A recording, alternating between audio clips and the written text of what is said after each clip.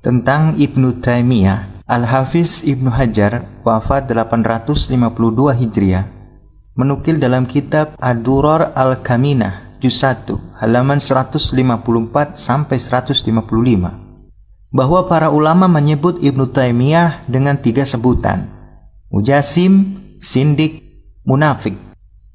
Ibnu Hajar menyatakan Ibnu Taimiyah menyalahkan Sayyidina Umar ibnul Khattab, semoga Allah meridhoinya. Dia menyatakan tentang Sayyidina Abu Bakar As-Siddiq, semoga Allah meridhoinya, bahwa beliau masuk Islam di saat tua renta dan tidak menyadari betul apa yang beliau katakan, layaknya seorang pikun. Sayyidina Utsman ibn Affan, semoga Allah meridhoinya, masih kata Ibnu Taimiyah, mencintai dan gandrung harta dunia, materialis. Dan Sayyidina Ali bin Abi Thalib, semoga Allah meridhoinya. Menurutnya, salah dan menyalahi nas Al-Quran dalam 17 permasalahan.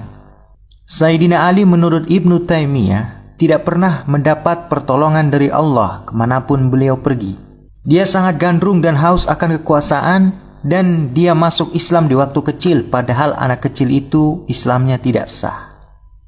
Ibnu Hajar Al-Haytami wafat 974 Hijriah dalam karyanya Hasyiyah Al-Ildah fi Manasik Al-Hajj wal Umrah li An-Nawawi halaman 214 menyatakan tentang pendapat Ibnu Taimiyah yang mengingkari kesunahan safar, perjalanan untuk ziarah ke makam Rasulullah sallallahu alaihi wasallam.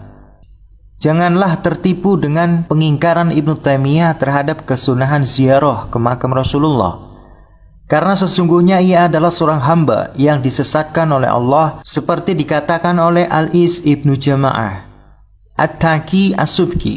Dengan panjang lebar juga telah membantahnya dalam sebuah tulisan tersendiri. Perkataan Ibnu Taimiyah yang berisi celaan dan penghinaan terhadap Rasulullah Muhammad ini tidaklah aneh, karena dia bahkan telah mencaci Allah, Maha Suci Allah, dari perkataan orang-orang kafir dan ateis. Ibnu Taimiyah menisbatkan hal-hal yang tidak layak bagi Allah. Ia menyatakan Allah memiliki arah, tangan, kaki, mata yang merupakan anggota badan, dan hal-hal buruk yang lain.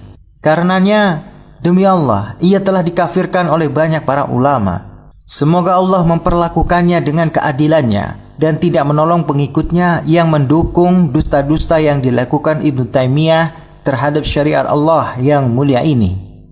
Pengarang kitab Kifayatul Akhyar, Syekh Taqiyuddin Al-Husni, wafat 829 Hijriah, setelah menuturkan bahwa para ulama dari 4 mazhab menyatakan Ibnu Taimiyah sesat. Dalam kitabnya Daf'u Syubhah Man Syabaha wa Tamaroda, beliau menyatakan, maka dengan demikian kekufuran Ibnu Taimiyah adalah hal yang disepakati oleh para ulama.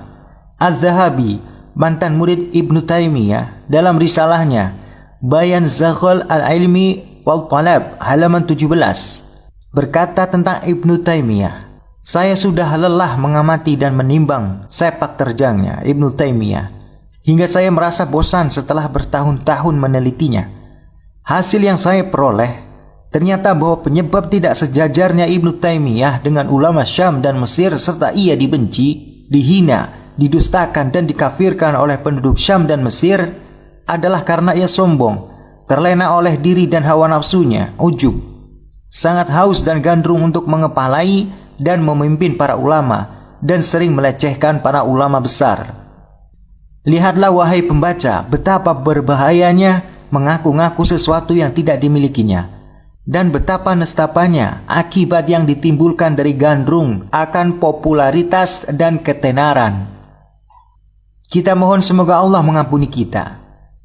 Az-Zahabi melanjutkan, sesungguhnya apa yang telah menimpa Ibnu Taimiyah dan para pengikutnya hanyalah sebagian dari resiko yang harus mereka peroleh. Janganlah pembaca ragukan hal ini. Risalah Az-Zahabi ini memang benar adanya dan ditulis oleh Az-Zahabi karena Al-Hafiz As-Sakhawi wafat 902 Hijriah menukil perkataan Az-Zahabi ini dalam bukunya Al-I'lan Bi'at-Taubih halaman 77. Al-Hafiz Abu Sa'id Al-A'lai wafat 761 Hijriah yang semasa dengan Ibnu Taimiyah juga mencelanya. Abu Hayyan al-Andalusi, wafat 745 Hijriah, juga melakukan hal yang sama. Sejak membaca pernyataan Ibnu Taimiyah dalam kitab Al-Arsy yang berbunyi, sesungguhnya Allah duduk di atas kursi dan telah menyisakan tempat kosong di kursi itu untuk mendudukkan Nabi Muhammad SAW bersamanya. Beliau melaknat Ibnu Taimiyah. Abu Hayyan mengatakan, saya melihat sendiri hal itu dalam bukunya dan saya tahu betul tulisan tangannya. Semua ini dituturkan oleh Imam Abu Hayyan al-Andalusi dalam tafsirnya yang berjudul An-Nahr al-Mad min al-Bahr al-Muhit. Ibnu Taimiyah juga menuturkan keyakinannya bahwa Allah duduk di atas arsy dalam beberapa kitabnya.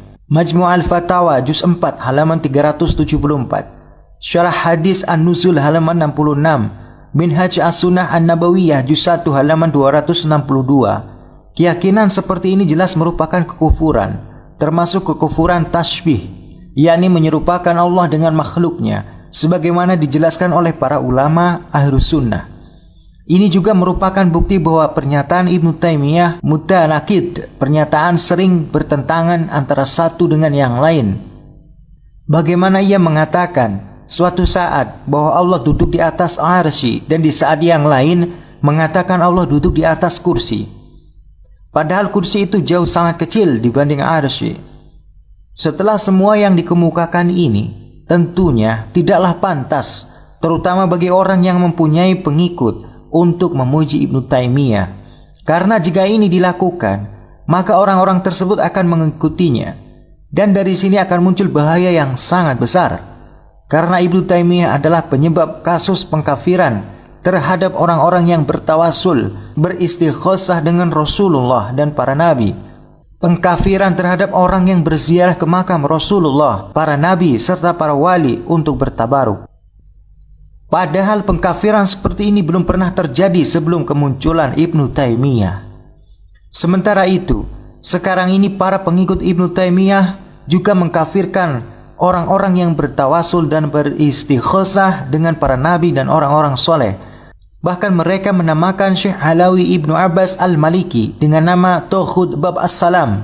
Ini artinya mereka mengkafirkan Syekh Alawi karena beliau, semoga Allah merahmatinya, mengajar di sana di Bab As-Salam di Masjidil Haram, Makkah Al-Mukarramah.